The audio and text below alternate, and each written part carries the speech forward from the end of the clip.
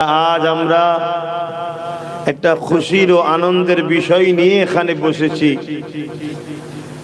ইবাদতের জায়গা, আল্লাহর দাসত্ব করার জায়গা, তাসবিহ পড়ার জায়গা, আল্লাহর জিকির করার জায়গা, মসজিদ সেজদা দিবার জায়গা।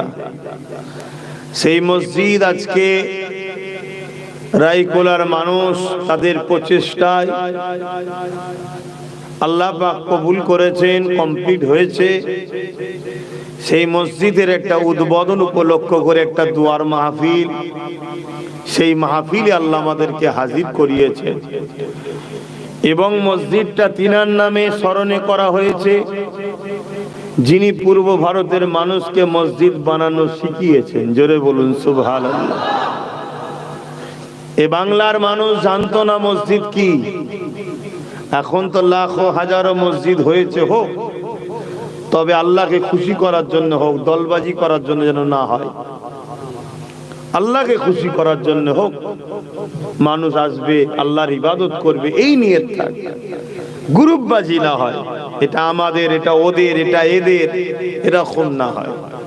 কেন পূর্ব ভারতের মানুষ দিন ইসলাম পেয়েছেন মুজাদ্দিদুজ জামান, আমিরুশ শরিয়াত, কুতুবুল আলা, মুর্শিদে আলা, সৈয়দনা আওলাদে রাসূল আবু বকর সিদ্দিক ফুরফুরাবি আল কুরাইশি দাদা হুজুর রহমাতুল্লাহ আলাইহির ওসিলায় দিন ইসলাম পেয়েছে। জোরে বলুন সুবহানাল্লাহ। দাদা হুজুর হলেন ঊনবিংশ শতাব্দীর মুজাদ্দিদুজ জামান, উলিল আমর। তিনাকে আল্লাহ, নবী তো আর আসবে না, এবারে উলিল আমর মুজাদ্দিদ আসবে। তিনারা কি করতে আসবে? নবীরা যে কাজ করেছে ওনারা ওই কাজ করতে আসবে। এক কথায় নবীরা যে কাজ করেছে ওনারা ওই কাজ করতেই আসবে।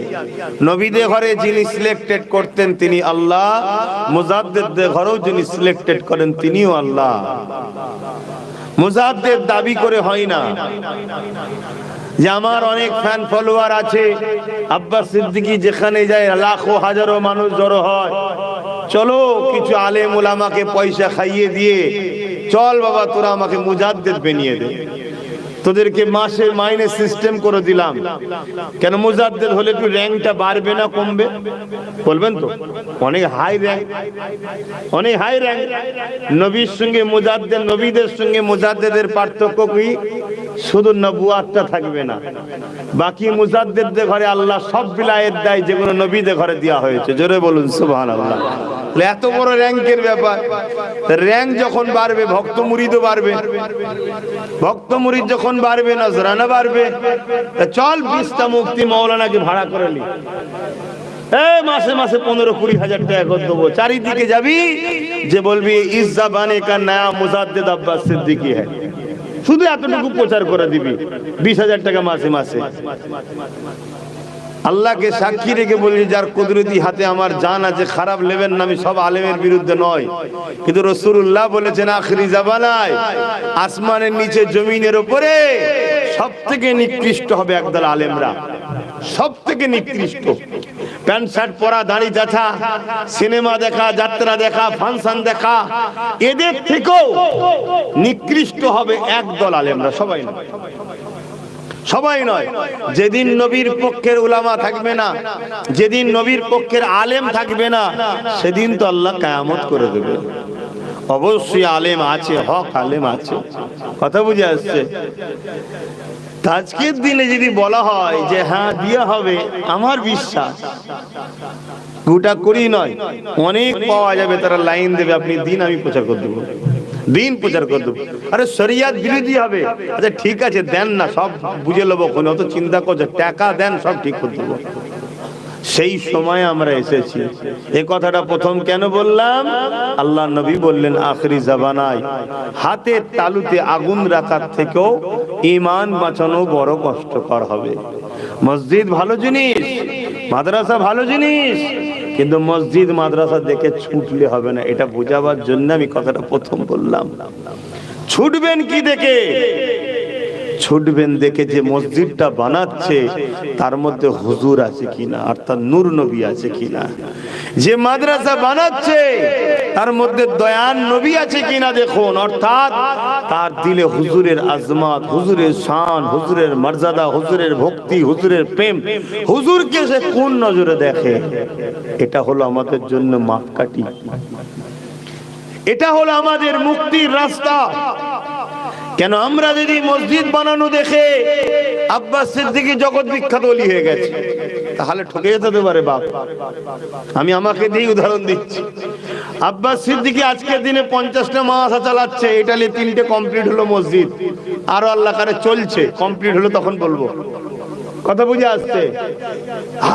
তাই নাকি? তাহলে আজকে জগৎ বিখ্যাত উনি বড় ওলি। ওটা ভেবে যদি আপনি ছোটেন, আপনার ঠিকও ধরা হতে পারে, ভুলও ধরা হতে পারে। যদি আব্বাস সিদ্দিকীর হৃদয়ে রাসূলের শান, মর্যাদা, আজমত, প্রেম, ভালোবাসা, যেটা আল্লাহ পাক যেভাবে বলেছে, কথা বুঝে আসছে, ওয়াকাত যদি নবীর প্রেম ভালোবাসা থাকে, তবে জানবেন আব্বাস সিদ্দিকী ঠিক লাইন আছে। নচেত যদি আপনি ধরেন, ঠকতেও পারেন, ঠিকও হতে পারে। কেন? দাড়ি দেখে, টুপি দেখে, নামাজ দেখে, রোজা দেখে, মসজিদ দেখে, মাদ্রাসা দেখে, কোরআন তেলাওয়াত দেখে, বড় এলাহান, বড় কারি, বড় সহি পড়ছে, এসব দেখে ছুটে কিছু লাভ হতেও পারে, নাও হতে পারে। কেন? এগুলো সব আমল, এগুলো সব কি? ভালো কাজ। কিন্তু ঈমান হলো নূর নবীর মহব্বত ও আদব। জোরে বলুন সুবহানাল্লাহ। মসজিদ বানানো ঈমান নয়, এটা ঈমানের মধ্যে। মাদ্রাসা বানানো ঈমান নয়, ঈমানের মধ্যে ভালো কাজ এটা। ঈমানদার যখন মসজিদ বানায় সে নেকি পায়, আল্লাহ তার জন্য জান্নাতে ঘর দেবে, ওয়াদা করেছে। জোরে বলুন সুবহানাল্লাহ। আজকে যে আমরা বানিয়েছি, যে আমরা বানিয়েছি, যদি ঈমান নিয়ে মরতে পারি, ওয়াদাল্লাহি হাক্কুন, আল্লাহর ওয়াদা সত্য, মসজিদ বানানো কারীদেরকে আল্লাহ জান্নাতে ঘর দেবে। জোরে বলুন সুবহানাল্লাহ। আর ঈমান নিয়ে যদি মরতে না পারে, একটা কেন 1000 মসজিদ বানিয়েও কোনো লাভ হবে না। আমি কি বোঝাতে চেয়েছি বুঝতে পেরেছেন? তাহলে আজকে আমাদেরকে মানুষের সঙ্গে মিশবেন, মিশার আগে তাকে ফলো করো। আরে কথাগুলো বলছি কেন? আমি দলবাজি করতে নাকি গ্রুপ করতে? আমার জলসা কমে গেছে? আরে জলসা ঠেলাতে না নিজের জীবনের শান্তি, না নিজের শরীরের যত্ন, না ঘরের সময়, না আর কি বলবো, সব দিকে সব শেষ হয়ে যাচ্ছে। আর বেশি খুলে বলতে পারছি না। জলসার ঠেলায় আলহামদুলিল্লাহ আল্লাহ এত দিয়েছে, অহংকার করছিল। আম্মা বিনিয়ামাতি রব্বিকা ফাহাদ্দিস, আল্লাহ পছন্দ করেছে তুই আমার দিনের কাজ কর, এটা আমার জন্য বড় ইহসান। আল্লাহ বড় ইহসান করেছে আল্লাহ আমাকে, যে আমার দিনের কাজ তুই করবি, প্রচার করবি, যা তোকে আমি সুযোগ দিলাম। এটা অহংকারের ব্যাপার নয়। কিন্তু এই কথাটা বলছি কেন? এই কথাটা বলতে চাইছি এই জন্য, একেবারে আমরা খাদে বলেন, গর্তে বলেন, সীমানা বলেন, একেবারে শেষ বর্ডারে চলে এসেছে। শেষ বর্ডারে। এই জায়গা থেকে যদি আমাদের ভুল পদক্ষেপ হয়ে যায়, তাহলে দুনিয়াও ধ্বংস, আখিরাতও ধ্বংস। এই জায়গা থেকে সঠিক ফায়সালা নেবেন কি করে? কেন? 3 শ্রেণীর মানুষ আছে। এক শ্রেণী কাফের, আর এক শ্রেণী মুনাফিক মুসলমান, আর এক শ্রেণী হলো মুমিন মুসলমান। তো কাফেরকে নাই চিনা যায়, কিন্তু মুমিন মুসলমান আর মুনাফিক মুসলমান চিনবেন কি করে? কারণ মুমিনের মুখেও দাঁড়িয়ে থাকে, মুনাফিকের মুখেও দাঁড়িয়ে থাকে। মুমিনও বলে আল্লাহ, মুনাফিকও বলে আল্লাহ। মুমিন বলে লা ইলাহা ইল্লাল্লাহ মুহাম্মাদুর রাসূলুল্লাহ, মুনাফিকও বলে লা ইলাহা ইল্লাল্লাহ মুহাম্মাদুর রাসূলুল্লাহ। মুমিনও মসজিদে যায়, মুনাফিকও যায়। মুমিনও রোজা রাখে, মুনাফিকও রাখে। মুমিনও মসজিদে চাঁদা দেয়, মুনাফিকও দেয়। মুমিনও হজ করে, মুনাফিকও করে। মুমিনও কি বলে যাকাত দেয়, মুনাফিকও দেয়। মুমিন মুসাফা করে, মুনাফিকও মুসাফা করে।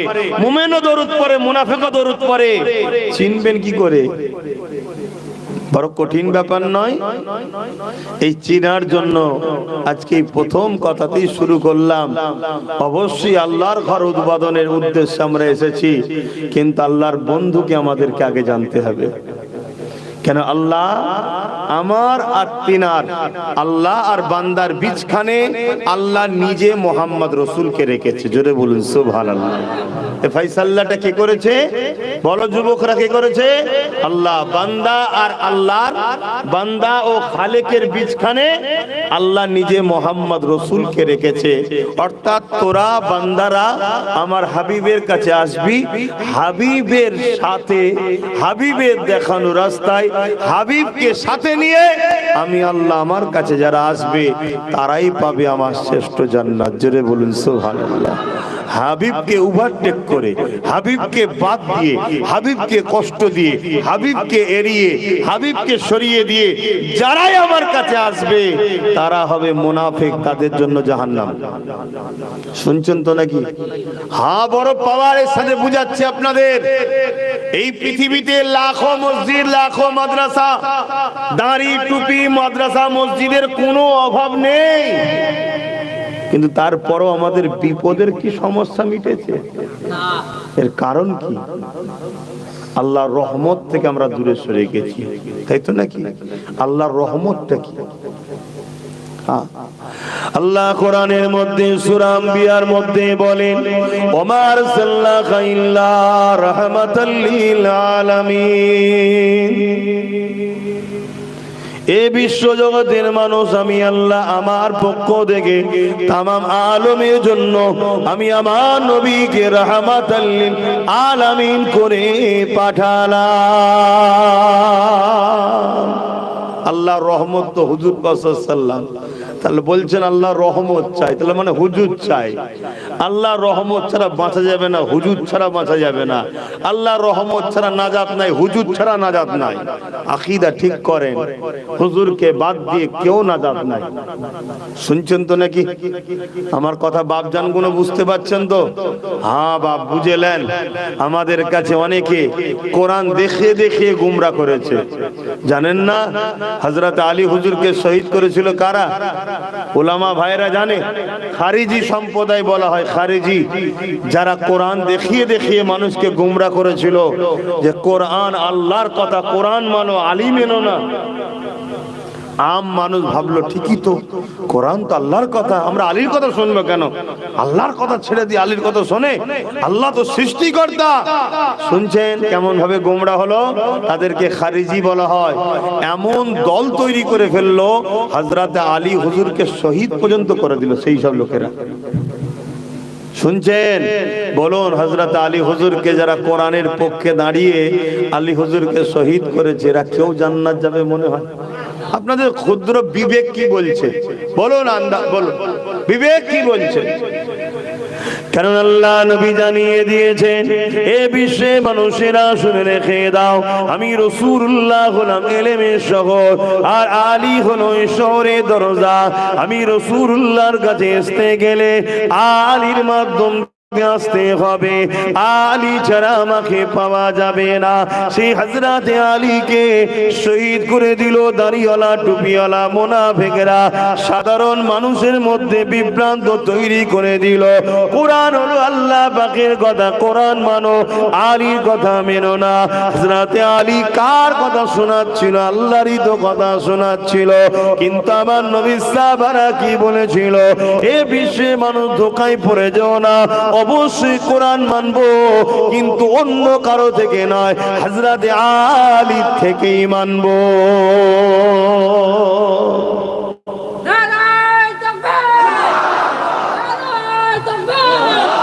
আমার কথা বুঝতে পারছেন? তা আমরা মানবো তো কোরআনকে। আজ আমাদেরকে অনেকে শোনায়, আরে কোরআন হাদিস আগে না দাদা হুজুর আগে? তোমরা দাদা হুজুর কে পাগল হয়ে যাচ্ছ, কোরআন হাদিস ছেড়ে যে দাদা হুজুর করছো। এরকম ভাবে বিভ্রান্ত করে না, করে না? বলেন বলেন। হ্যাঁ, এই আর আজকের খারিজি, এরা আজকের খারিজি, এরা আমাদের মধ্যে মতনৈক্য তৈরি করছে, ডিভাইড তৈরি করছে। অথচ যারা বলছে এদের বাপ দাদাও মুসলমান হয়েছে দাদা হুজুরের ওসিলায়। জোরে বলুন সুবহানাল্লাহ। আরে অবশ্যই কোরআন হাদিস মানবো, কিন্তু তোমার থেকে নয়, জবানার মোজাদ্দেদ দাদা হুজুরের থেকে মানবো। জোরে বলুন সুবহানাল্লাহ। এটা হবে আজকে আমাদের উত্তর। কথা বুঝে আসছে? তাই বলে দিয়ে যায়, নবী পাককে চিনেন, নবী পাককে মুহাব্বত করেন, ভালোবাসে, প্যার করেন। যে নবী আমার সারা জীবনটা তোমার আমার জন্য কেঁদেছে, আজও রওজা মুবারকে নবী আমার তোমার আমার জন্য কাঁদতেছে।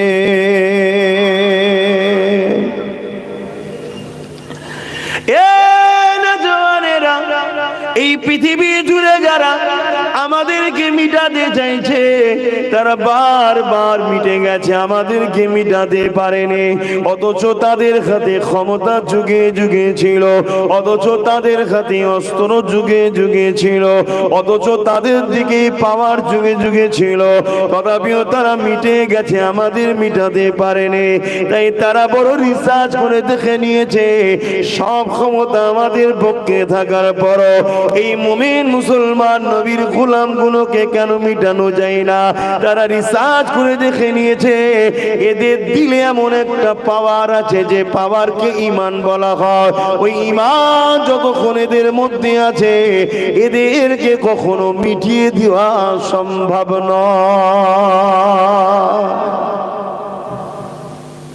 এরা যেতে ঈমানের জোরে, এরা কামিয়াবি ঈমানের জোরে হয়। এরা ক্ষমতার আসনে বসে না, এদের দিকে কোন রকম ক্ষমতা না থাকার পরও এরা কামিয়াবি ঈমানের জোরে। তাই ঈমানটা কি? তারা রিসার্চ করে দেখছে, ঈমানটা হলো হুজুরের প্রেম ও আদব। জোরে বলুন সুবহানাল্লাহ। শুনছেন তো নাকি? হ্যাঁ, হুজুরের প্রেম ও আদব, এটা হলো ঈমান। আমার কথায় একমত হতে পারছেন তো নাকি? কারো মাথায় ঢুকছে না যে আপনি আল্লাহর কথা বললেন না? তো আপনি তো আল্লাহর কথা বললেন না, যে আল্লাহকে মানা, আল্লাহর প্রেম আদব। আল্লাহকে দেখেছেন? আল্লাহকে ধরা যায়, ছোঁয়া যায়, শুকা যায়, দেখা যায়? আল্লাহ পাক তাই তার হাবিবকে মডেল করে দিয়েছে। এটাকে যদি ধরো আমায় ধরা হবে, এটাকে ছোঁয়া আমায় ছোঁয়া হবে। তার মানে এনাকে পিয়ার করা আমাকে পিয়ার করা, এনাকে মহব্বত করা আমাকে মহব্বত করা, এনার অনুসরণ করা আমার অনুসরণ করা। কেন? আমি আল্লাহকে তোমরা কখনো দুনিয়ায় দেখতে পাবে না। আমার বন্ধুকে দেখো, আমার কুদরত দেখে তুমি আমি আল্লাহ আমাকে চিনে যাবে। জোরে বলুন সুবহানাল্লাহ। বুঝাতে পারছি? তাহলে আমার রসুল পাককে সামনে ঠেলে দিচ্ছেন কে? আমার আল্লাহ নিজে। একটু সরাসরি দেন, কে ঠেলে দিচ্ছে? আল্লাহ। যে আমার বন্ধুটাকে ধর, এটাকে ধরা যায় আমায় ধরা যায় না, এটাকে ছোঁয়া যায় আমায় ছোঁয়া যায় না, এটাকে দেখা যায় আমাকে দুনিয়ায় দেখতে পাবি না। তাই আমার হাবিবকে ভালোবাস। সরে আসেন, মহাশয়কে বসতে দেন। এদিকে সরে আসে না, সরে আসেন। আপনি বসেন না, ভালো করে বসেন, চেপে বসেন। সামনে থেকে গিয়ে যান, মহাশয়কে বসতে দেন, ভালো করে বস, না কষ্ট হবে। আমি কি বুঝাচ্ছি আপনারা বুঝছেন? কি গো যুবকরা, বুঝতো তো নাকি? আমাদের তো সব হারা, সব শেষ, সব শেষ। যদিও বা নামাজ পড়তে যাই বা যান, সেই নামাজ তো হয় না যে নামাজ সাহাবারা পড়েছে। আল্লাহ নবী দুজন সাহাবা হুজুর দিগকে দাঁড় করিয়ে দিলেন মদিনার বর্ডারে পাহারা দিবার জন্য। একজন আনসারী আর একজন মুহাজিরিন সাহাবা। সাহাবা হুজুরদের মধ্যে আলোচনা শুরু হয়ে গেল, ভাই দুজন মিলে জেগে থেকে কি লাভ? হাফ রাত বা কিছু সময় আপনি পাহারা দেন, আমি ঘুমাই, আমি পাহারা দেবো, আপনি ঘুমাবেন। দুই ভাইয়ের মধ্যে সেটিং হয়ে গেল।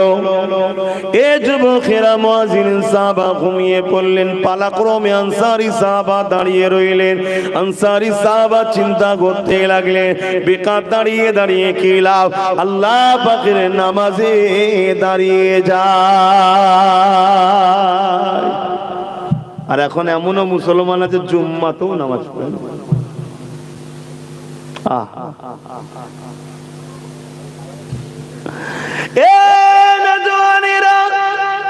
আনসারী সাহাবী যেই নামাজে দাঁড়িয়ে গেল, সঙ্গে সঙ্গে বেঈমান জালিমরা এদিকে চলে এসেছে। তারা দূর থেকে আমার নবীর সাহাবীকে দেখে আর চিন্তা করতে লেগেছে, ওটা মুহাম্মাদের অনুচর না একটা কাচের কোনো খুঁটি গোড়া দাঁড়িয়ে আছে। এই রকম ভাবে অনেকক্ষণ ধরে তাকিয়ে রয়েছে। আর আনসারী সাহাবা কেরাত তেলাওয়াত করে যাচ্ছে, কোরআন তেলাওয়াত করে যাচ্ছে। কেন? কোরআন কোনো বই কিতাব পুস্তক নয়, কোরআন হলো কালামুল্লাহ, আল্লাহ পাকের কথা। এ যুবকেরা, তরুণেরা, তাই আল্লাহ জানিয়ে দিয়েছে যে যতক্ষণ আমার কোরআন তেলাওয়াত করবে সে আমি আল্লাহ আমার সঙ্গে ততক্ষণ কথা বলতে লেগেছে। আল্লাহ নবীর সাহাবী আনসারী সাহাবী দাঁড়িয়ে দাঁড়িয়ে নামাজ পড়তে লেগেছে, কেরাত তেলাওয়াত করতে লেগেছে। এমন সময় দেখা যায় ওই বেঈমানেরা তীর নিক্ষেপ করে দেয়। ওই তীর এসে আমার নবী পাকের সাহাবীর সিনায় লেগে যায়। সাহাবী বুঝতে পেরে গেছে আমাকে জালিমরা তীর মেরেছে, কিন্তু কোরআন তেলাওয়াত এত মজা লাগছে, কোরআন তেলাওয়াতটাও ছাড়তে পারছে না। একটা দুটো তিনটে করে পর পর তীর মেরেছে। সাহাবী রুকু গেলেন, সালাম ফিরালেন, মুহাজিরিন ভাইকে তুলছেন, মুহাজিরিন সাহাবীকে তুলছেন। মুহাজিরিন সাহাবী উঠে দেখা হয়েছে, দেখে লাও একটু ভালো করে তারপর আলোচনা করব। এ কি অভ্যাস তোমাদের? হায় কি দুনিয়া এসে গেল, কি দুনিয়া এসে গেল। হুজুরের নাম আমার স্মরণ করছে না, ভাইদের যদি জানা থাকে একটু বলবেন। একজন ইমাম সাহেব ছিলেন, হাদিসের দাস দিচ্ছেন, ছাত্রদের ঘরে হাদিস শিখাচ্ছেন, ছাত্ররা বসে বসে হাদিস শিখছেন। হুজুরের চেহারার আস্তে আস্তে পরিবর্তন হচ্ছে।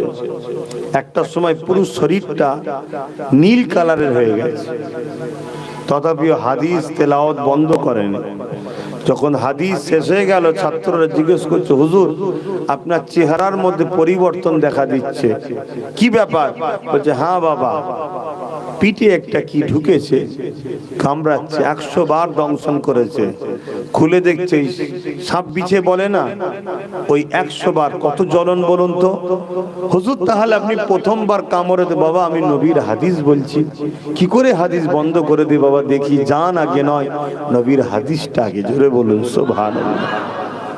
এই পুরো পৃথিবীকে এক পাল্লায় রাখো, আর নবী পাক সাল্লাল্লাহু আলাইহি সাল্লামের একটা সুন্নতকে এক পাল্লায় রাখো। এই পৃথিবীর থেকেও নবীর সুন্নতের একটা সুন্নতের দাম অনেক বেশি। জোরে বলুন সুবহানাল্লাহ। আমরা তো মানতে পারিনি, আমরা মানতে পারিনি। কত বড় বড় গাড়ি ঢুকছে রে বাবা, সরাই লেগে না যায়, সরাই বাপ। শেষকালে সব ছেড়ে দে, ড্রাইভার সাহেবের উপর রাগ মিটাবি, সরে সরে আয় বাবা।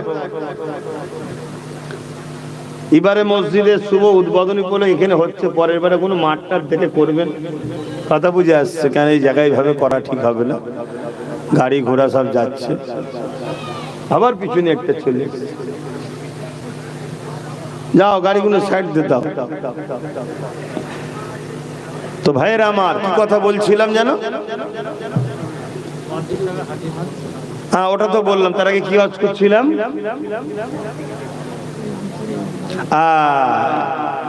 কোরআন মুহাজিরিন সাহাবীকে তুলছে, ভাই ওঠো, দুশ্মনেরা শত্রুরা হামলা করে দিয়েছে।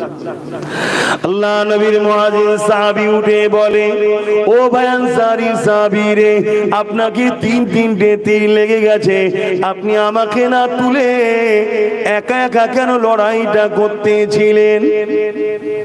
আনসারী সাহাবী তো দাঁড়িয়েছিলেন পাহারার জন্য, মুহাজিরিন সাহাবী তাকে ঘুমিয়ে পড়েছে।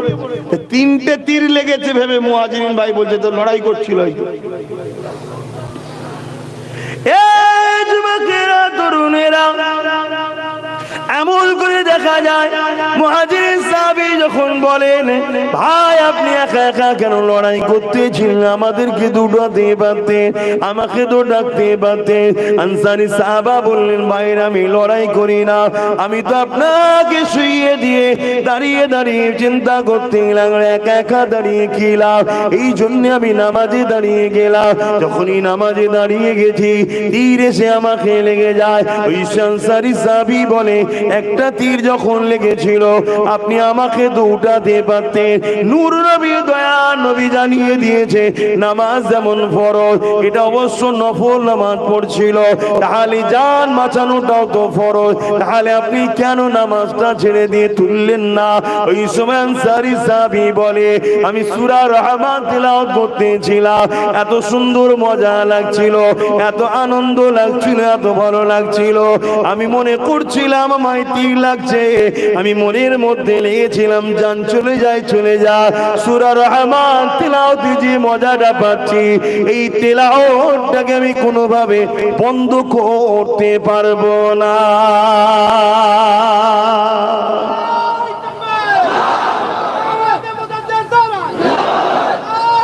আল্লাহ ভাই আমার তাকবীর দিবিনি ভাই, তাকবীর আল্লাহর হবে, রসুলের হবে, দিন ইসলামের হবে, আর যার ওসিলায় পুরো ভারতের মানুষ ইসলাম পেয়েছে দাদা হুজুরের হবে। বাকি কারো তাকবীর দেওয়া বন্ধ কর। এই তাকবীর লিবার জন্য নতুন নতুন সব পীর হবার সব করছে, শুধু তাকবীর লিবার জন্য, তাকবীর যাতে পাই, অন্য কিচ্ছু নয়। মৌলী সাহেবদের তাকবীর নাই, হুজুরদের তাকবীর। তো মৌলী সাহেব তো স্বাভাবিক ভাববে তা আমাকে হুজুর যেমন করে হতে হবে তাকবীরটা পাওয়া যায় না। খাওয়াতে একই হয়, আল্লাহ করে খাওয়া আলাদা দেন নাকি মৌলী সাহেবদের ঘরে? সব একই, শুধু তাকবীর দিতে হবে। ওই জন্য বলছে আমার তাকবীর দিবিনি, সবাই ওপেন বলছি। তাকবীর আল্লাহর হবে, রাসূলের হবে, দিন ইসলামের হবে, আর একেবারে নেমো খারামি করা উচিত হবে না দাদা হুজুরকে বাদ দিয়ে। কি ভুল বলছি নাকি? তার ওসিলায় আমি দাদা হুজুর, আমার চলছে দাদা হুজুরের ওসিলায়। হ্যাঁ, দাদা হুজুরের আওলাদ বলে তো মানুষ সম্মান করে। দাদা হুজুরের বাগান, এখন আমি ফল খেয়ে বেড়াচ্ছি। এই বাগান দাদা হুজুরের, আমার বাপের নয়, আমার দাদুরও নয়। এই বাগান জমানার মুজাদ্দেদ দাদা হুজুরের। এই বাগানে আমার দাদাও ফল খেয়েছে, আমার বাপও খেয়েছে, রুহুল আমিন সাহেবও খেয়েছে, আজকে আমিও খাচ্ছি। কিন্তু বাগান দাদা হুজুরের, জমানার মুজাদ্দেদ তিনি, অন্য কেউ নয়। এটা মাথায় রাখুন। আর না হয় সব আব্বাস সিদ্দিকীর পাগল হয়ে যায়, লাস্টে দেখা যাবে দাদা হুজুরের সঙ্গে কানেকশন কেটে গেছে, সব শেষ হয়ে যাবে, সব শেষ হয়ে যাবে। গোড়া ধরে রাখো, গোড়া যদি গন্ডগোল হয়ে যায় সব শেষ। আর যাকে ধরবে তার সাথেও গোড়ার কানেকশন আজকে দেখো, ঘরে সব লাইট টাইট পাকা পাকা সব লাগালে, যেখান থেকে মেন কারেন্ট আসে সেখান থেকে যদি মিটারের তারে যে কারেন্টটা আসে কেটে দেয় অফিস থেকে, এসে কি হবে? আপনি বলবেন আমি হ্যাভেলসের লাগিয়েছি, ভালো ভালো দামি দামি লাগিয়েছি, চলবে? অতএব এটাকে খেয়াল রাখবেন। খারাপ লিখছেন নাকি আমার কথা? আমি ঝগড়া করতে এসেছি না, আমার দাদা হুজুরের রুহানি বাচ্চাগুলোকে বাঁচাবার চেষ্টা করছি। আপনারা তো আমার দাদা হুজুরেরই বাচ্চা নাকি, তো বাঁচাবো না? কেউ এসে জাল দিয়ে পুকুরের মাছ তুললে চলে যাবে, আমি বলবো না যে পুকুর দাদা হুজুরের, তুই জাল দিচ্ছিস কেন? কি বলবো না? বলবো না। তো এই বাংলায় যত সন্তান আছে, তুমি মানো চাই না মানো, তুমি হলে আমার দাদা হুজুরের পুকুরের, বুঝাবার জন্য বলছি, মাছ। তুমি আমার দাদা হুজুরের মুরিদের ঘরের সন্তান। অতএব আজকে কেউ এসে তোমাকে তুলে নিয়ে চলে যাবে, মুনাফিক বানাবে, বেঈমান বানাবে, কাফের বানাবে, সাহাবাদের দুশমন বানাবে, নবীর দুশমন বানাবে, ওলি আউলিয়াদের দুশমন বানাবে, আমার ডিউটি তোমাকে 100 বার বুঝাবো। আর এতটাও যদি প্রয়োজন হয় তোমার হাত ধরেও টানবো ভাই হিসাবে, যে ভাই ভুল করছিস, তারপরেও যদি তুমি বলো যে দরকার নেই, ছিনিয়ে চলে যাও, সেটা আলাদা কথা, সেটা আলাদা কথা। আল্লাহ নবী সাহাবী আনসারী সাহাবী এ নওজওয়ানেরা এমন করে বলতে লেগেছেন, আমার যখন প্রথম তীরটা লেগেছিল আমি নামাজ ছাড়তে পারছিলাম না, কেরাতে এত মজা লাগছিল। দ্বিতীয় তীরটা লেগেছে আমি তখনও ছাড়ি না, দ্বিতীয় তীরটা যখন লেগেছে আমি নামাজকে ছাড়তাম না। হঠাৎ করে আমার মনে পড়ে যায় নূর নবী তো আমাকে দায়িত্ব দিয়েছে, বাবা তুমি রাজা বর্ডারে পাহারা দাও, যদি আমি এখানে শহীদ হয়ে যাই কোনো অসুবিধে নাই, আপন করে দুশমনেরা এসে আপনি ক্ষমাচ্ছেন আপনাকে শহীদ করে দেবে, এত কোনো অসুবিধে নাই। কিন্তু তারা গোপনে গিয়ে যদি আমার নূর নবীর উপরে হামলা করে দেয়, এই কথা যখনই মনে পড়ে গেছে ভাই নামাজকে ছোট করে দিয়ে সালাম ফিরিয়ে আপনাকে উঠাতে লেগেছি।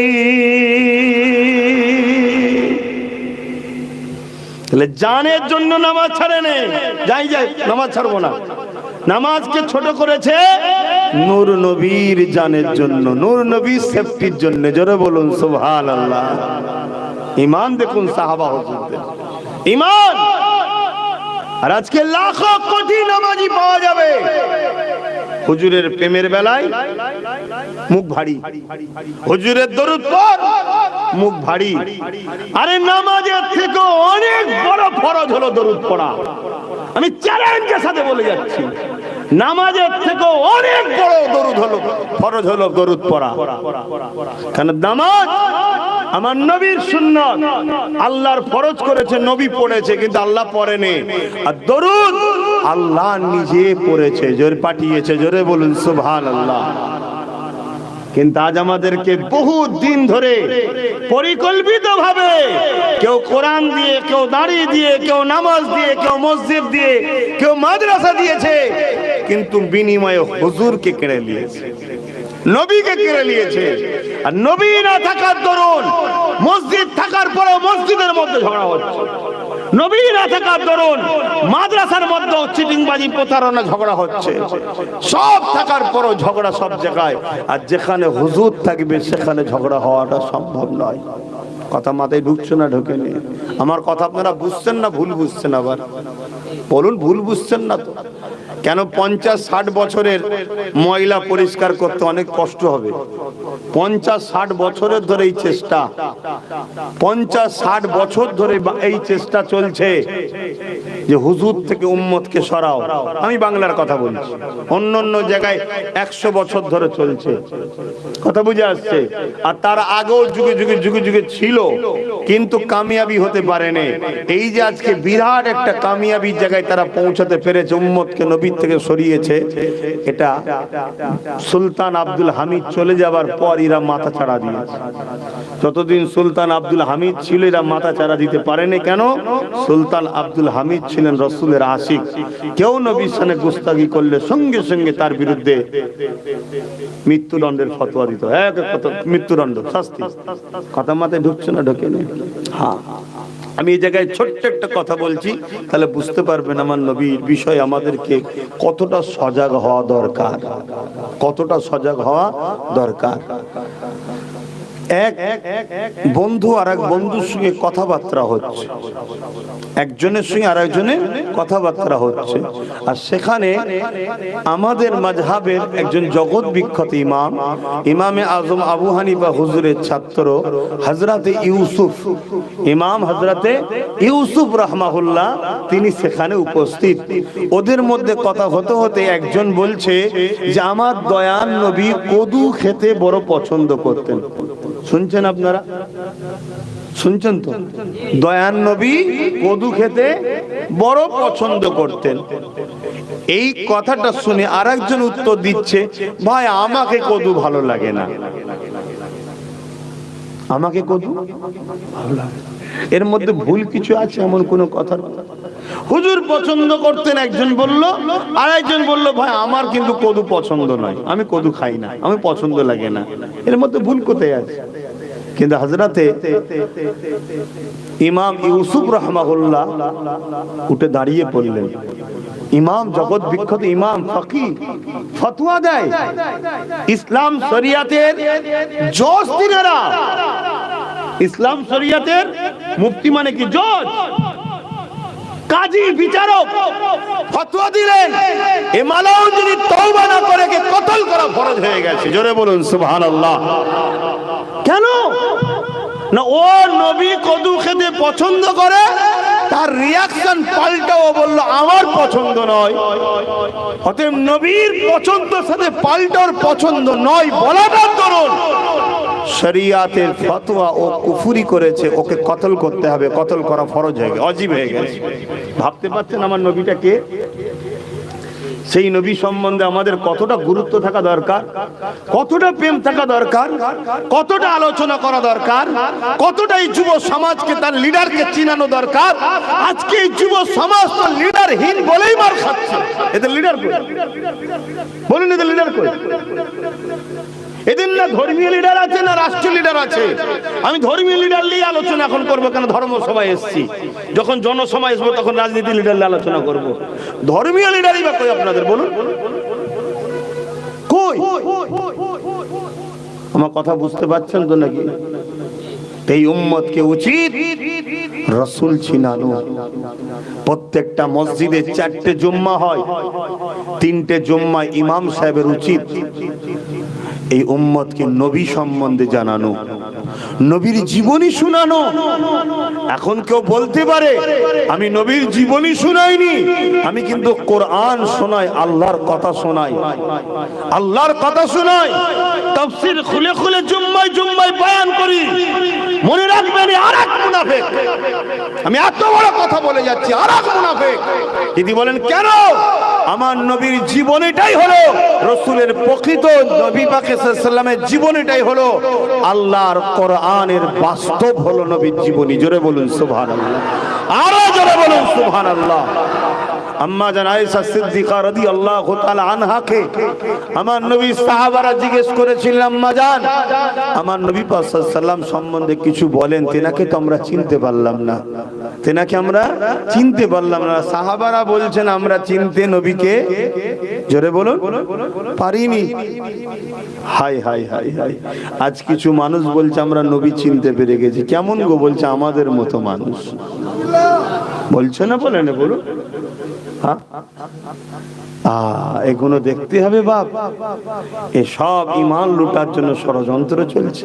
সাধারণ ছেলে, স্কুল কলেজে পড়া ছেলে, মাঠে খাটা ছেলে, দিনমজুরি করা ছেলে, ধর্ম সম্বন্ধে জ্ঞান নেই। আলেম এসেছে, মুফতি মাওলানা এসেছে, একটু মুখের দিকে চেয়ে বসে আছে। বক্তা ওয়াজ করতে করতে বলে গেল নবী আমাদেরই মতো একজন মানুষ ছিলেন, তিনার উপরে ওহী আসতো, আমাদের উপরে ওহী আসতো না। নবীর বিষয়ে কোন রকম ভুল কথা দেখলে প্রতিবাদ যে না করবে সেই বেঈমান হয়ে যাবে। তাহলে যতজন বসে ওয়াজ শুনলো বেঈমান হয়ে গেল, যদি প্রতিবাদ না করে। তাহলে কিভাবে বেঈমান বানানো হচ্ছে আমাদের বুঝতে পারছেন? আর বেঈমান যখন সেজদায় যে বলছে আল্লাহ জালিম কেন্দ্র সরকার মেরে ফেলে, বলছে সাহায্য করুন আল্লাহ, এই সাহায্য হবে? তো বেঈমানকে মারার জন্যই তো আল্লাহ বসিয়েছে, বস বসে সাইজ কর সব।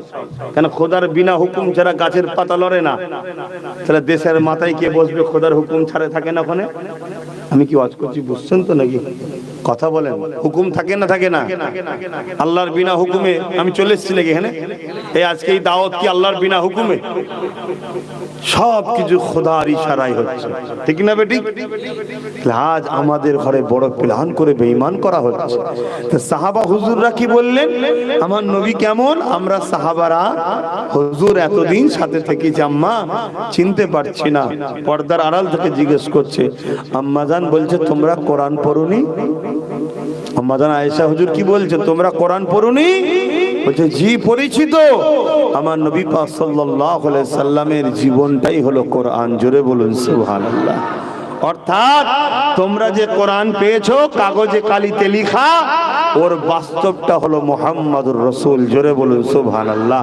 কোরআন যদি দেখতে চাও, কোরআন যদি বুঝতে চাও, কোরআন যদি জানতে চাও, কোরআনের গভীর যদি দেখতে চাও, তো মনে রাখবে যেমন তোমার আমার ঘরে রয়েছে, এটা কাগজে কলমে লেখা রয়েছে, আর বাস্তব জিন্দা মুহাম্মাদুর রাসূল হলো কোরআন। জোরে বলুন সুবহানাল্লাহ।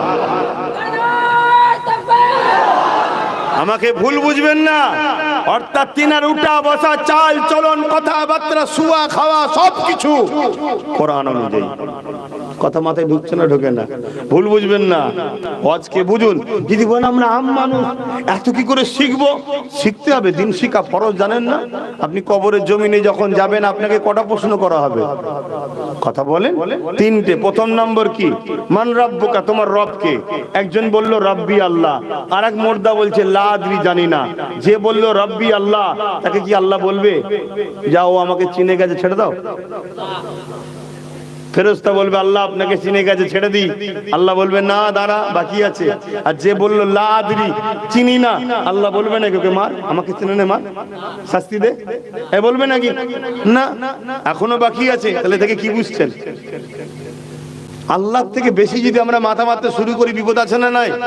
আল্লাহই চাইছে আমার হাবিবকে আমি মূল বানাবো, আমার হাবিবকেই দিনের মূল বানাবো। আর আমরা হাবিব ছেড়ে দিয়ে দিন মানি, আমরা নবী ছেড়ে দিয়ে দিন মানি, নবী ছেড়ে দিয়ে আমরা মুসলমান, নবী ছেড়ে দিয়ে মসজিদে সেজদায় পড়ে আছি, নবী ছেড়ে দিয়ে মাদ্রাসায় পড়ে আছি। নবীকে ধরুন, আমি আগে বললাম না? তারপরে প্রশ্ন করা হবে মা দিনকা। একজনকে জিজ্ঞেস করাল একটা মুর্দাকে, সে বলল দিন ইসলাম। ঠিক উত্তর দিয়েছে, কি গো ঠিক? আল্লাহ ফেরেশতা বলবে আল্লাহ আপনাকেও চেনে, ধর্ম ইসলাম বলছে, দিন ইসলাম বলছে, ছেড়ে দেবো? আল্লাহ বলবে না, দাঁড়া। তার মানে কি বুঝলেন? আল্লাহ জানার পরও, দিন ইসলাম জানার পরও ছাড় এখনো নেই, ছাড় এখনো নেই। কেন? আমি যাকে মূল করেছি সেটা এখন বাকি আছে। কে তিনি? বলো না গো, কে তিনি? যিনি আজও আমাদের জন্য কাঁদছে, জোরে বলুন সুবহানাল্লাহ। এ যুব সমাজ, গুনাহ করুনি, গুনাহ করুনি, গুনাহ করুনি। আর যদিও করে ফেলো, যদিও করে ফেলো, রসুলকে ভালোবাসা, মোহব্বত, ইমানটা নিয়ে কবরে যাও। গুনাহ আল্লাহ একদিন আযাবে শাস্তি দিয়ে গুনাহ মাফ করে ইমান থাকার জন্য জান্নাত দেবে, জোরে বলুন সুবহানাল্লাহ। আর যদি হুজুর না থাকে, হায় হায় হায় হায়, সব শেষ, সব শেষ। একটা ব্যক্তির নাম বলছি, মনে রাখবেন, নাম হলো আব্দুল্লাহ ইবনে উবাই, যে কিনা নবী পাকের হাতে হাত দিয়েছে, নবী পাকের হাতে হাত দিয়ে বায়াত হয়েছে। আর একটা ব্যক্তির নাম বলছি, যিনার নাম সিদ্দিক, তিনিও নবী পাকের হাতে হাত দিয়ে বায়াত হয়েছে। দুজনই নবীর হাতে হাত দিয়েছে।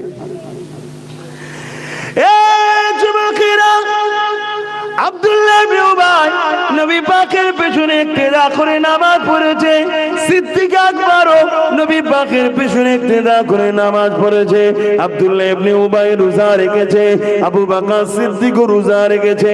আব্দুল্লাহ ইবনে উবাই নবীর সঙ্গে হজ করেছে, সিদ্দিক আকবরও নবীর সঙ্গে হজ করেছে। আব্দুল্লাহ ইবনে উবাই নবীর সাথে জিহাদের ময়দানে গেছে, সিদ্দিক আকবরও নবীর সাথে জিহাদের ময়দানে গেছে। আব্দুল্লাহ ইবনে উবাই দান খায়রাত করেছে, সিদ্দিক আকবরও দান খায়রাত করেছে। আব্দুল্লাহ ইবনে উবাইয়ের মাথায় টুপি, মুখে দাড়ি, জুব্বা, পাগড়ি সব রয়েছে। আবু বকর সিদ্দিকের এটা রয়েছে। কিন্তু সিদ্দিক আকবর দুনিয়া জমিন থেকে জান্নাতের সুসংবাদ পেয়েছে, আর আব্দুল্লাহ ইবনে উবাই জাহান্নামের ঘোষণা পেয়েছে। এর কারণটা কি? এর কারণটা কি? আবু বকর সিদ্দিকের নামাজ রয়েছে, আব্দুল্লাহ ইবনে উবাইয়ের রয়েছে। আবু বকর সিদ্দিক নবীর হাতে হাত দিয়েছে, আব্দুল্লাহ ইবনে উবাই হাত দিয়েছে।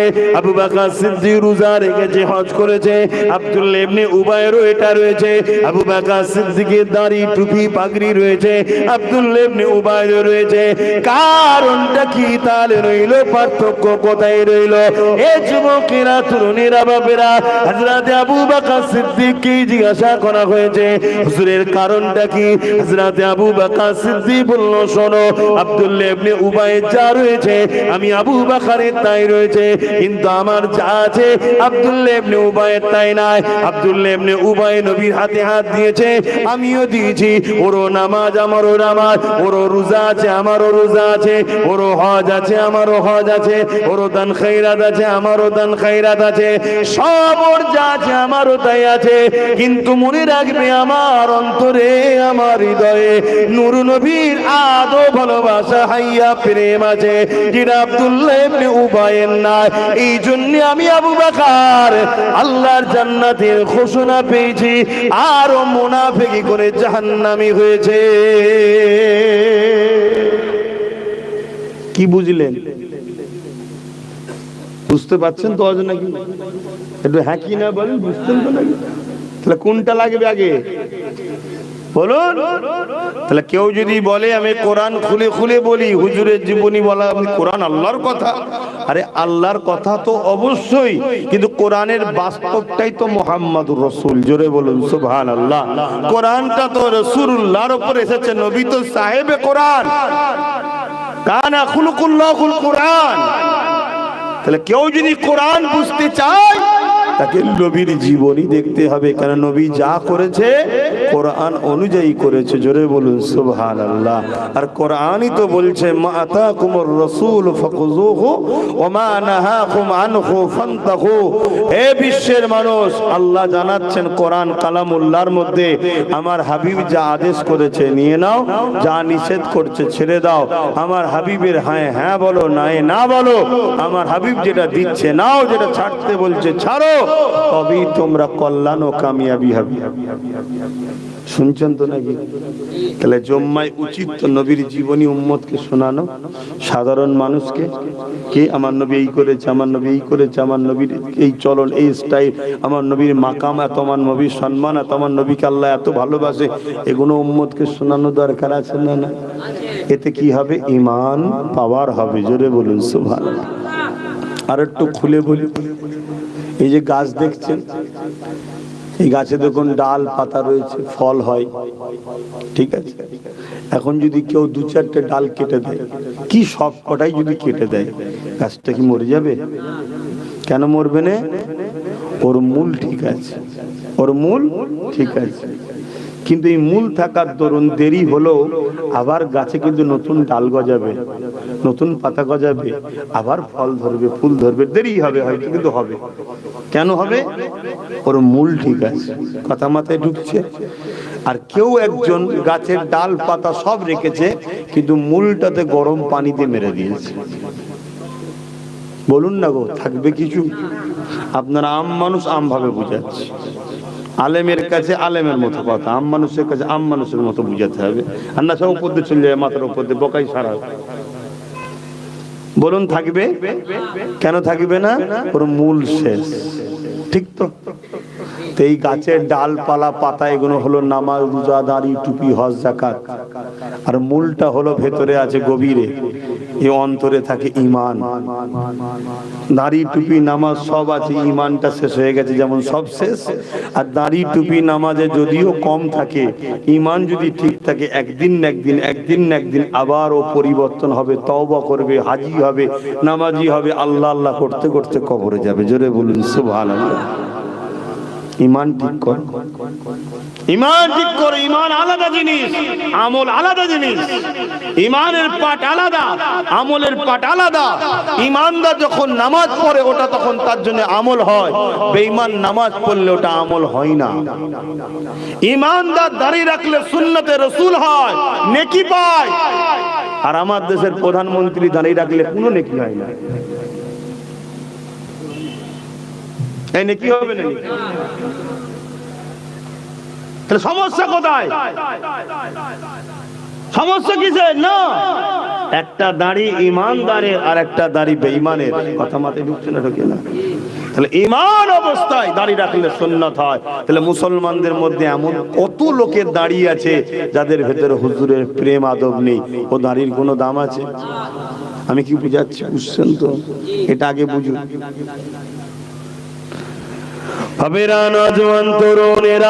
আল্লাহ আমাদের দ্বারা একটা ভালো কাজ করাচ্ছে, অবশ্যই বড় কঠিন শুকরিয়া আদায় করি। কিন্তু মনে রাখবেন, ঈমান হলো সব থেকে দামি জিনিস। এই নবী পাক আমাদেরকে দোয়া করা শিখিয়েছে। আল্লাহ পাকের কাছে দোয়া চাও, হে আল্লাহ আমার জিন্দগিটা যেন ইসলামের উপরে চলে। কেন? ইসলামের নিয়ম কানুন অনুযায়ী জিন্দগি চালানো, এর থেকে উত্তম শান্তি, উত্তম পন্থা দ্বিতীয় কিছু হতে পারে না। আর ঈমানের সঙ্গে মরণটা দেবে। সারা জীবন ইসলামের উপরে চলার পরও ঈমানের সঙ্গে মরবে এর কোনো গ্যারান্টি নাই। আছে নাকি? মরণের সময় দেখা যাবে বেঈমান মরে গেছে। আবার একটা লোক সারা জীবন বদমাশি করেছে, মরণের সময় দেখা যাচ্ছে কলমা পড়তে পড়তে ঈমান লিতে লিতে মরছে। এজন্য আল্লাহর কাছে দোয়া চাইতে, আল্লাহ আমাকে দ্বীন ইসলামের জিন্দেগি দেন আর ঈমানের সঙ্গে মরণ দেন, আমার নবী শিখিয়েছে। শুনছেন তো?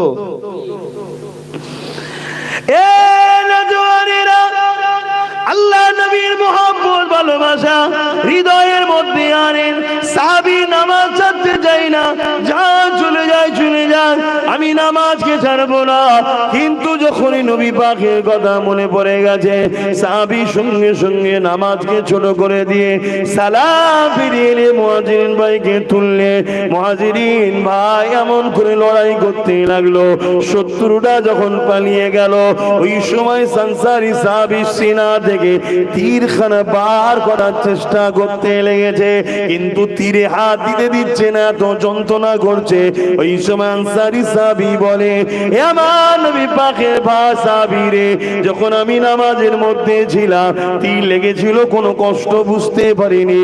নামাজকে আমি এতই ভালোবাসি, একটা কথা বুঝাতে কি আলোচনা শুরু করেছিলাম, নামাজ তো আমরা পড়ি, যে নামাজ সাহাবারা পড়েছে এই নামাজ তো আমাদের না।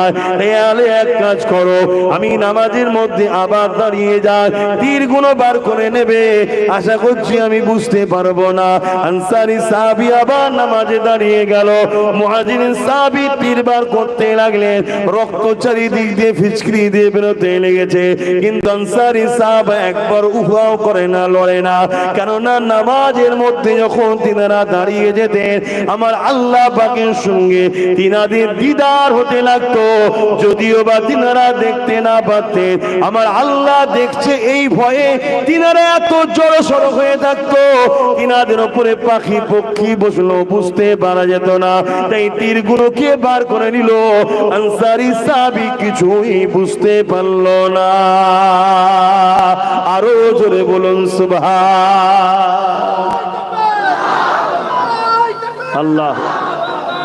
এই নামাজি যদি হতে চান, সাহাবা হুজুরদের আদর্শে চলুন, সাহাবা হুজুরদের আদর্শে চলুন। সাহাবা হুজুরদের আদর্শ কেমন?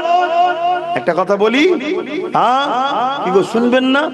সাহাবা হুজুরদের আকীদা ঈমান শুনবেন না? অসুবিধা হচ্ছে যুবকদের? আল্লাহ নবী, নূর নবী, দয়ার নবী মক্কা থেকে হিজরত করে ইয়াসরিবে চলে গেলেন। দীর্ঘ বছর আর নবী মক্কায় আসতে পারেননি, কাবা তওয়াফ করা হয়নি।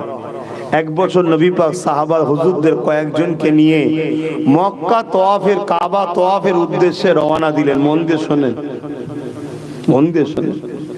আজকে হাজির অভাব নেই, হাজির অভাব নেই, কিন্তু হাজির দিলে নবীর প্রেমের অভাব আছে। আর যে হাজির দিলে নবীর প্রেম নেই, আল্লাহর কুদরতি হাতে আমার জান, সে আল্লাহর শপথ করে বলছি হাজি জাহান্নামে যাবে। এত বড় কথা বলে যাচ্ছি, আমার কথা কি খারাপ লাগছে যে ছোট মুখে বড় বড় কথা বলছি? না, ছোট মুখ বড় মুখের কথা নয়, বড় মানুষের হয়ে কথা বলছি। ছোট মুখ বড় মুখ বড়টা নয় তো, কথাটা যার জন্য বলছি তিনি অনেক বড়, তার মতো বড় দ্বিতীয় আল্লাহ কাউকে করেনি। তিনি হলেন মুহাম্মদ রাসূল সাল্লাল্লাহু আলাইহি ওয়াসাল্লাম। শোনো শোনো শোনো, আল্লাহ তোমার হজের মুখাপেক্ষ কি নয়, আল্লাহ চাই তোমরা আমার হাবিবের হও। হ্যাঁ, যে হাজি নবীকে দিলে রেখে হজ করে এসেছে, যেমন মায়ের পেট থেকে বাইর হয়েছিলাম কোনো গুনাহ ছিল না, ওই হাজি জীবনের গুনাহ মাফ করে বেগুনাহ বানিয়ে দেয়। জোরে বলুন সুবহানাল্লাহ, আরো জোরে বলুন সুবহানাল্লাহ। তাহলে হাজির সম্মান আছে না? না, কিন্তু কোন হাজি? যে ঈমানদার, যার দিলে হুজুর আছে, যে হুজুরকে ভালোবাসে, যে হুজুরের শান মর্যাদাকে রেখে পিয়ার করেছে। কেন এ কথা কোনো বলছি? আজকে আমাদের জানতে হবে। আজকে অনেক আলোচনা হয়, অনেক আলোচনা হতে হতে এমনও আলোচনা হচ্ছে আমার নবী পাক সাল্লাল্লাহু আলাইহি সাল্লামে ইলমে গায়েব নিয়ে চর্চা চলছে, যে নবীর ইলম এতটা, নবীর ইলম অতটা, নবীর ইলম এতটা। আরে জালিম, তোর ইলম কতটা? তুই নবীর ইলম মাপতে নেবেছিস? নবীর ইলম মাপতে নেবেছিস জালিম? নবীর ইলম সম্বন্ধে তোর কি জ্ঞান আছে? কিন্তু আজকে চলছে না চলে না সমাজে? এমন করে বলা হচ্ছে যেন আমার নবী পাক সাল্লাল্লাহু আলাইহি সাল্লাম তিনি ইলমে গায়েব জানে না, দিয়ালের ওই পিঠে কি আছে জানে না। এমনও বলা চলছে রাসূল পাক সাল্লাল্লাহু আলাইহি সাল্লাম কখনো কখনো ভুলে যেতেন, আল্লাহ কোরআন পাঠাতেন উনি ভুলে যেতেন। হায় রে আস্তাগফিরুল্লাহ, এটা কি মনে হচ্ছে উম্মত? কিসের উম্মত? দুঃখের বিষয়, বড় বড় পাগড়ি, মুফতি, মাওলানা, পীর সাহেব, পীরজাদা দাবি করতে বেড়াচ্ছে, এমনও কথা শোনা যাচ্ছে। কেউ কেউ তো এটাও বলছে আবার রিসেন্ট, হুজুর পাক সাল্লাল্লাহু আলাইহি সাল্লামের নাকি অক্ষর জ্ঞান ছিল না। আল্লাহ আল্লাহ, এমন একটা দুনিয়ায় আমাদেরকে পাঠালো, নবী বললেন হাতের তালুতে আগুন রাখার থেকে ঈমান বাঁচানো মুশকিল। কেন?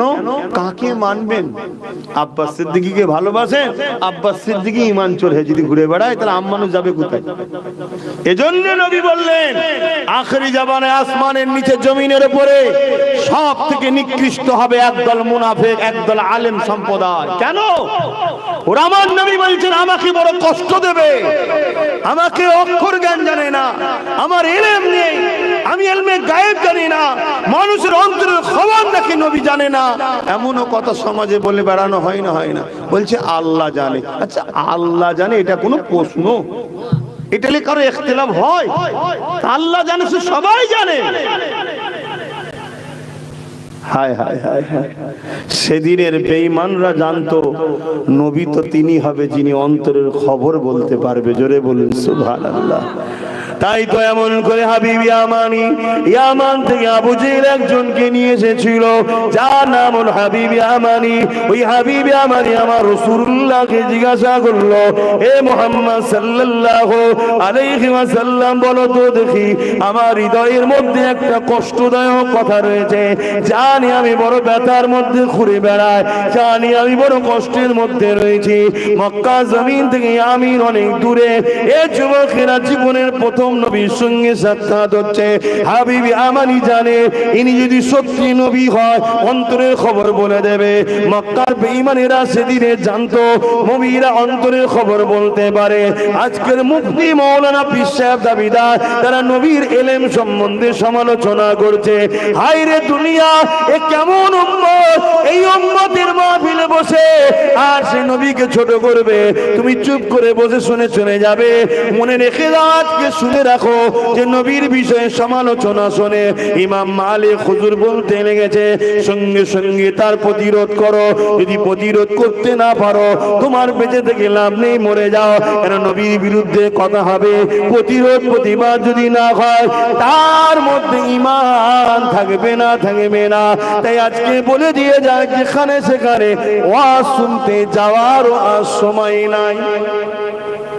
শুনছেন তো নাকি?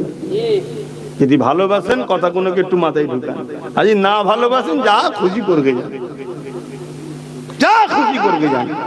আমি তো চেষ্টা করবো আমার ভালোবাসার আব্বা, ভালোবাসার আম্মা, ভালোবাসার বোন, ভালোবাসার ভাই দুনিয়া একসাথে হয়েছি, জান্নাতের জন্য একসাথে হয়েছি, চেষ্টা করবো না করবো না? তাই বুঝাচ্ছি। তাহলে হাবিব ইয়ামানি কি বলছে? আমার মনের মধ্যে একটা কষ্ট আছে, একটা বুঝা আছে, একটা খবর আছে, একটা কথা আছে। আপনি বলতে পারবেন? আল্লাহ নবী মুচকি এসে বলল, হাবিব ইয়ামানি শোনো, আল্লাহ তোমাকে একটা কন্যা সন্তান দিয়েছে, বয়সটা তার 8 বছর। যে জন্মগত প্যারালাইসিস, তোমার দিলের মধ্যে কন্যাকে নিয়ে বড় ব্যথা বেদনা যন্ত্রণা রয়েছে। তোমার মনের আশা তামান্না এটা, যদি তোমার কন্যারা সুস্থ হয়ে যায়, ভালো হয়ে যায়, এটাই তোমার মনের মধ্যে রয়েছে। হাবিব ইয়ামানি তার দিলের খবরটা নবী পাক যখন বলে দিল, চোখ দিয়ে পানি বেরিয়ে গেল, কিন্তু তথাপি হাবিব ইয়ামানি কলমা কিন্তু পড়ল না। আমরা তো সহজে মুসলমান হয়েছি না, তাই ধর্মের গুরুত্বই নেই, যেখানে সেখানে হা করে যে বসে যাচ্ছি আমরা।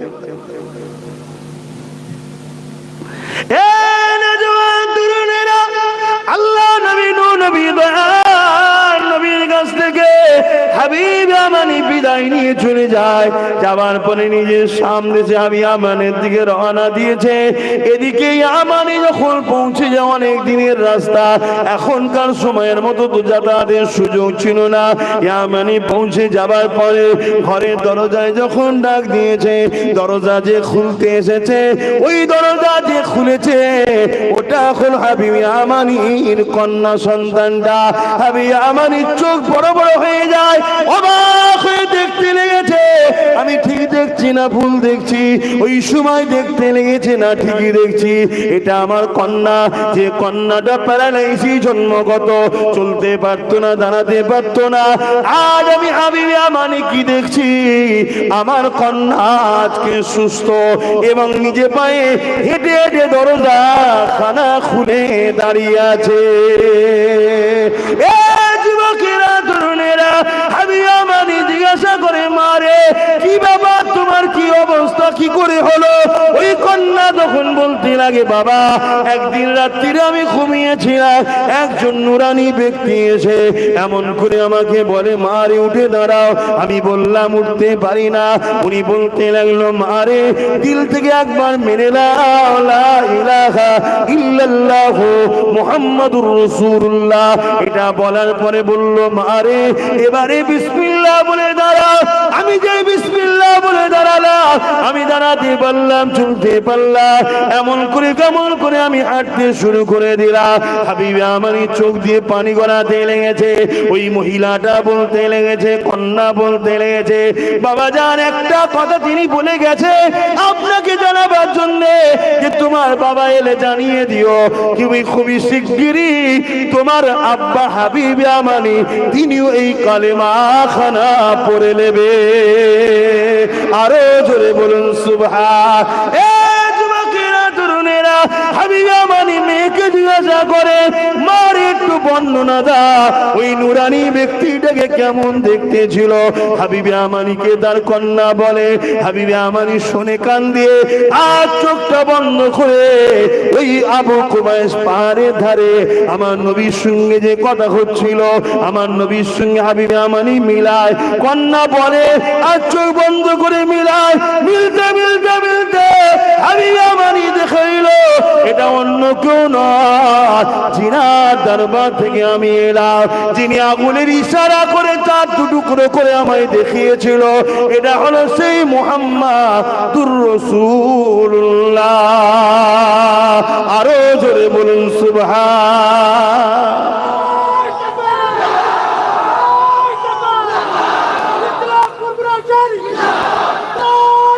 আল্লাহ বুকে হাত দিয়ে বলবেন একদম সত্য কথা। হুজুরের এই অকিয়াটা শুনে, জীবনীটা শুনে, জীবনী হুজুরের লাইফ এটা শুনে আপনাদের মনের মধ্যে একটা খুশি আনন্দ হলো না হলো? কথা জোরে বলেন, হচ্ছে না হয় না? কার কার মনের মধ্যে খুশি আনন্দ হয়েছে একটু আল্লাহকে সাক্ষী রেখে হাত তুলি, বলুন বলুন। এটা হলো ইমানের নমুনা, এটা ইমানের নমুনা। দাড়ি পাঞ্জাবিরাও রাখে, শিখ পাঞ্জাবি বোঝেন না, তাদেরও দাঁড়িয়ে আছে। মসজিদে এখন ইফতার পার্টির নামে বেঈমানরাও ঢুকে পড়ছে, ওসব দেখে লাভ নেই।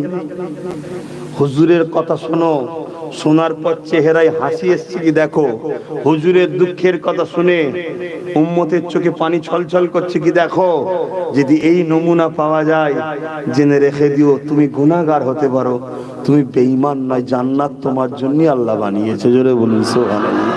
হয়তো তোমার ভুলের জন্য আল্লাহ ধরবে, বদমাইশি করেছিস কেন? তুমি যদি বলো আল্লাহ ভুল হয়ে গেছে, আর তোমার কাকুতি বিনতিটা যদি আল্লাহর পছন্দ হয়ে যায়, আমি কে বাবা বলা? তুমি আল্লাহর যিনি, আল্লাহ তোমাকে মাফও করে দিতে পারে। জোরে বলুন সুবহানাল্লাহ।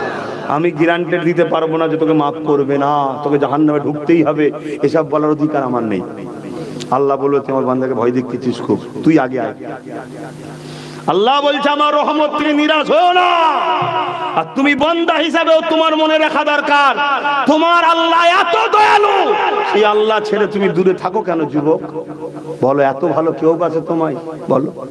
হ্যাঁ, সামান্য বাড়িতে তোমার মা তোমার আব্বা একটু কিছু হলে তোমাকে বকে, কত বদদোয়া করে, অভিমান করে, আর সবকিছু আল্লাহর হওয়ার পরও আমরা অন্যায় করছি। তাও আল্লাহ বলছে আমার বান্দাকে আমি জান্নাত দেবো কি জাহান্নামে দেবো? বান্দা ইমানদারের কথা বলছে, কাফেরের সম্বন্ধে, বেঈমানের সম্বন্ধে, মুনাফিক ডাইরেক্ট জাহান্নাম। ওখানে আল্লাহ কোনো গুঞ্জাইশ রাখে না কোরআনে, তাই আমরা কোনো গুঞ্জাইশ রাখছি না। কথা বুঝছেন না? বোঝেন না? আর এটাও শুনে রেখে দেন, প্রকাশ্য কাফেরের থেকে মুনাফিক মুসলমানের শাস্তি আবার বেশি। মুনাফিক যারা হবে তারাও সারা জীবন জাহান্নামে থাকবে, কিন্তু প্রকাশ্য কাফেরের থেকে কঠিন জাহান্নামে থাকবে মুনাফিক। মানে মুসলমান সেজে যারা উম্মতকে ধোঁকা দিয়েছে।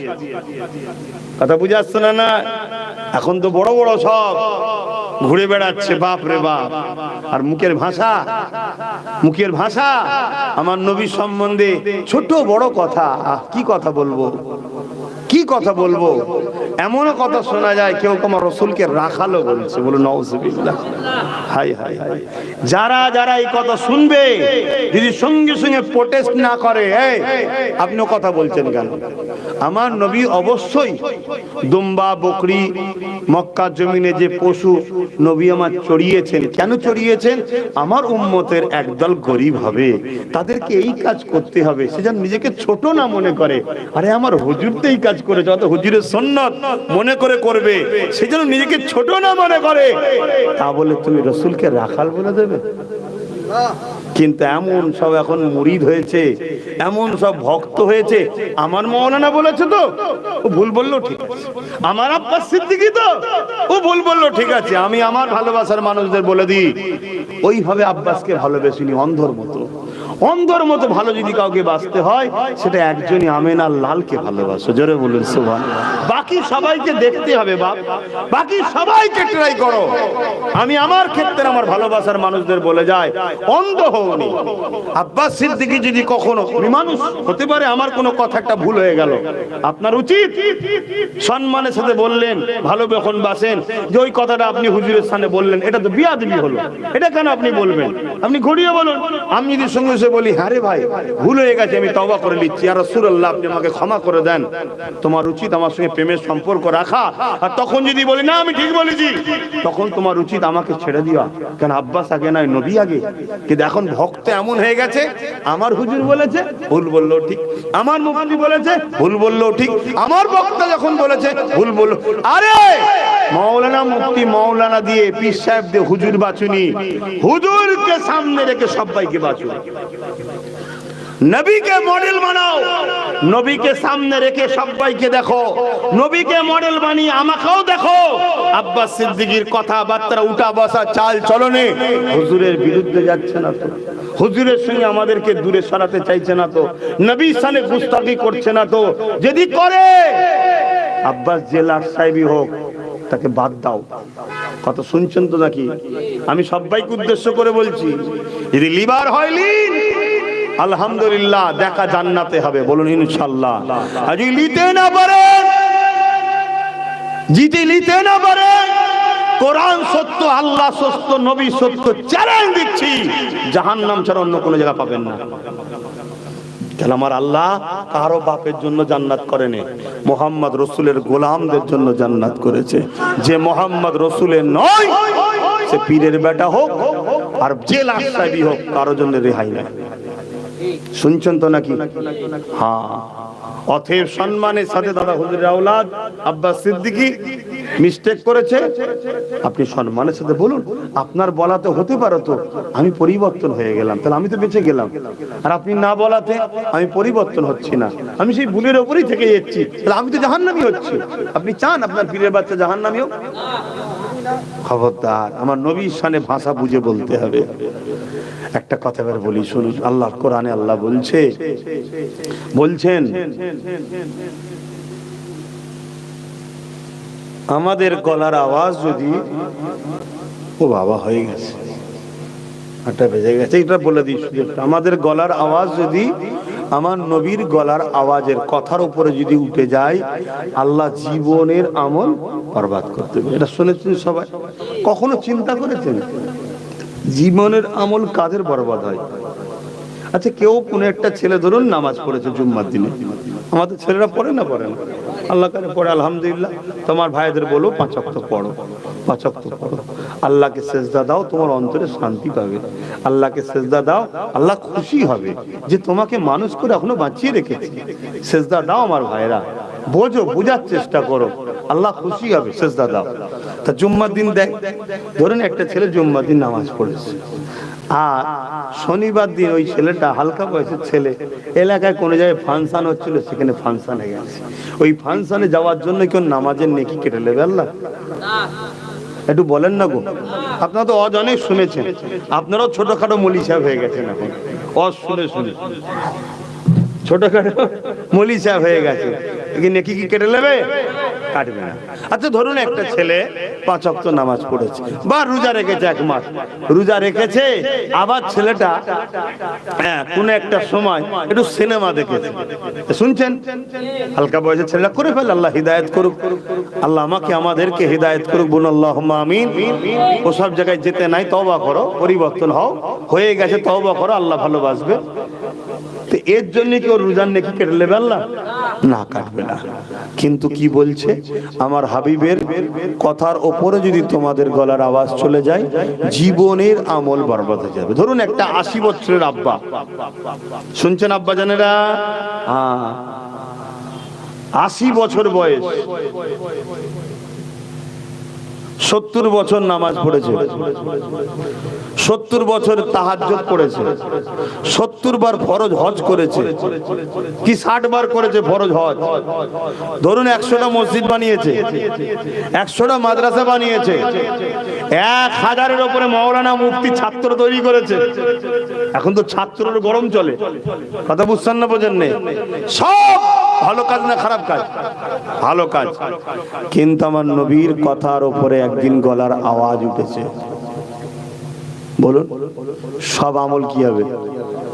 100টা মাদ্রাসা করা, 1000 ছেলে তৈরি করা, তাহাজ্জুদ পড়া, 60 বার হজ করা, সব বেকার। তো সব বেকার কাদের হয়? রাসূল বলছে যারা বেঈমান হয় তাদের আমল বরবাদ হয়ে যায়। শুনছেন তো? তার মানে নবীর গলার আওয়াজের উপরে আওয়াজ উঠলে ঈমান চলে যায়। নবীকে চিনতে পাচ্ছেন? আর সেই নবীকে যদি কেউ তুচ্ছ তাচ্ছিল্য করে ডাকে, অভদ্রপনা ভাষা বলে, মনে হয় ঈমান থাকবে? আমি কেন এই ওয়াজটা করছি বুঝতে পারছি?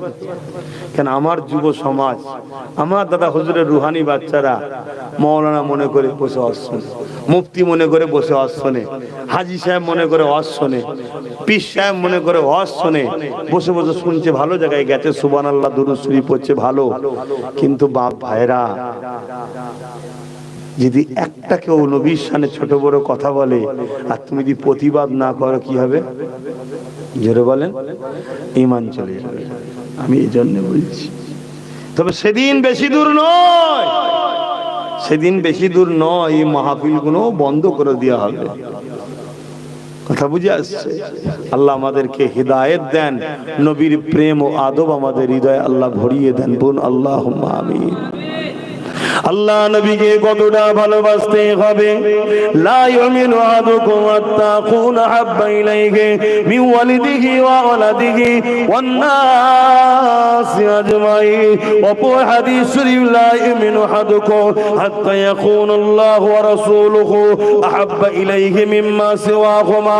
অপর হাদিস শরীফ, সালাসুন মান কুন্না ফীহি ওয়াজাদা বিহিন্না হালাওয়াতাল ঈমান মান কানা আল্লাহু ওয়া রাসূলুহু আহাব্বা ইলাইহি মিম্মা সিওয়াহুমা ইলা আখিরিল হাদিস। এ যুবকেরা, তরুণীরা, বাপেরা, সব হাদিসের একটাই লক্ষ্য, একটাই রাস্তা। জমি জায়গা, টাকা পয়সা, ঘর বাড়ি, ছেলে পুলে, বাপ মা সন্তান, সবকিছু থেকে, এমনকি নিজের জানের থেকে যে বেশি রাসূলুল্লাহকে ভালো না বাসতে পারবে, আল্লাহ নবী জানিয়ে দিল সে পাকা কাঁচা নয়, ঈমানদারি নয়। অনেকে বলে পাক্কা ঈমানদার হতে পারে না, পাকা কাঁচা নয়, ঈমানদারি নয়। শুনছেন তো নাকি? সব কিছুর থেকে নবীকে বেশি ভালোবাসতে হবে।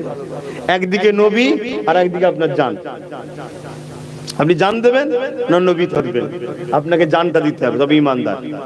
নবী আপনার স্ত্রী, পরিবার, বাচ্চা, পরীক্ষা হতে হবে। এই ঈমান যার আছে, এই মহব্বত যার আছে, সে হলো ঈমানদার। এই কথা বুঝছেন? এখন এবার চিন্তা করুন আমাদের কি অবস্থা। চিন্তা করুন আমাদের কি অবস্থা। না, আমরা চিন্তা করলে উত্তর পাবো না। হযরত ওমর ফারুক যখন এই হাদিসটা রাসূল বলছেন, বসে আছে মজলিসে, ওমর ফারুক হুজুর উঠে দাঁড়িয়ে গেলেন, ইয়া রাসূলুল্লাহ, হাবিবাল্লাহ, হুজুর আমি আপনাকে সব কিছুর থেকে বেশি ভালোবাসি, ইল্লা মিন নাফসিন, জানের থেকে নয়। শুনছেন তো নাকি? সব দুনিয়া কায়নাতে যা আছে, বউ, ছেলে, পুলে, জমি জায়গা, সব থেকে বেশি ভালোবাসি হুজুর, জানের থেকে নয়। আল্লাহ নবী বলে, ওমর হবে না, জানের থেকে বেশি ভালোবাসতে হবে, না ঈমানদার হওয়া যাবে না। ওমর ফারুক চুপ হয়ে গেলেন। কিছুক্ষণ পরে মাথা তুলে বলছি, ইয়া রাসূলুল্লাহ, আমি সাক্ষ্য দিচ্ছি আমি জানের থেকেও আপনাকে বেশি ভালোবাসি। জোরে বলুন সুবহানাল্লাহ। সাহাবারা জিজ্ঞেস করছে, ভাই ওমর, আপনি কথা প্রথম না বলে দ্বিতীয় বললেন কেন? আমি চিন্তা করলাম যে রে, সত্যি তো আমি হুজুরকে জানের থেকে তো বেশি ভালোবাসি।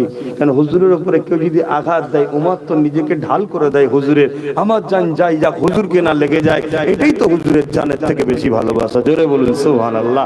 আমরা হয়তো চিন্তা করলে উত্তর পাবো না, মনে হয় আমরা মনে পারিনি। না, কাল যদি তোমার সামনে, তোমার এলাকায় নবীর মাদ্রাসা মসজিদকে ভাঙতে আসে, আমি বলে যাচ্ছি, তোমার মতো প্যান্ট শার্ট পরা দাড়ি চাচা হাজারো লক্ষ যুবক বুলেটের গুলির সামনে দাঁড়িয়ে যাবে, আল্লাহ নবীর ঘরকে মিটাতে দেবে না। এটাই তো জানের থেকে বেশি ভালোবাসা। জোরে বলেন সুবহানাল্লাহ। তুমি বুঝতে পারোনি নিজেকে। এই তো 5 জন যুবক ছেলে সাম্বাল মসজিদের জন্য জান চলে গেল। কথা মাথায় ঢুকছে? আমরা ভালোবাসি, আর এই ভালোবাসার জন্যই তো আমাদেরকে মিটাতে এখনো, কিন্তু এই ভালোবাসা কেটে লিবার চেষ্টা চলছে না, চলে না। এই ভালোবাসা আমাদেরকে ইজহার করতে হবে, প্রকাশ করতে হবে। কি প্রকাশ? যারা হুজুরের আমরা তাদের, যারা হুজুরের নয় আমরা তাদের নয়। সেই যদি বড় কোরআনের পণ্ডিত হয়, ঠিক আছে, ঠিক আছে, ভালো কথা, কিন্তু হুজুরের নয় আমরা নয়। বড় মুফতি হুজুরের নয় আমরা নয়। বড় মুহাদ্দিস হুজুরের নয় আমরা নয়। পীর সাহেব, পীরজাদা, খানকা সাহেব যাই দাবি করো, কথা শুনছেন তো নাকি? বাড়ি গেলে কুরমা, পোলাও, চিকেন যাই খাওয়া, হুজুরের নয় আমরা নয়। এর মধ্যে আকীদা আমাদের তৈরির দরকার আছে না নাই? আমার এই কথাই কারা একমত? একটু হাত তুলে আল্লাহকে সাক্ষী রেখে দেখাবেন। আল্লাহকে সাক্ষী রেখে লম্বা হাত তুলবেন। মুনাফিকি নয় তো, মুনাফিকি নয় তো। আজ থেকে নিজেকে ক্যালকুলেশন করুন। যদি বাঁচতে চান আর এর উপরে আমল করুন, আপনার দুনিয়াবি জিন্দেগিও দেখবেন পরিবর্তন হবে, আখিরাতের জিন্দেগিতে কল্যাণ তো অবশ্যই আছে। এই উপরে যখন আমল করবেন, আপনাকে দুনিয়াতেও কোনো মুনাফিক লিডার ধোঁকা দিতে পারবে না, আর কোনো ছদ্মবেশী মুফতি, মাওলানা, পীর সাহেব, পীরজাদাও ধোঁকা দিতে পারবে না। যখন আপনি মডেল হুজুরকে বানিয়ে নেবেন, আব্বাস সিদ্দিকও ধোঁকা দিয়ে পার পাবে না। কথা মাথায় ঢুকছে না, ঢোকে না? তা হুজুর প্রিয় না জান প্রিয়? হুজুর প্রিয়। এ জান আল্লাহ দিয়েছে, কিন্তু জান দিয়ে আল্লাহ বলেন আমি তোদের উপরে ইহসান করেছি, কিন্তু হুজুর দিয়ে আল্লাহ বলল তোদের উপরে ইহসান করলাম। জোরে বলুন সুবহানাল্লাহ।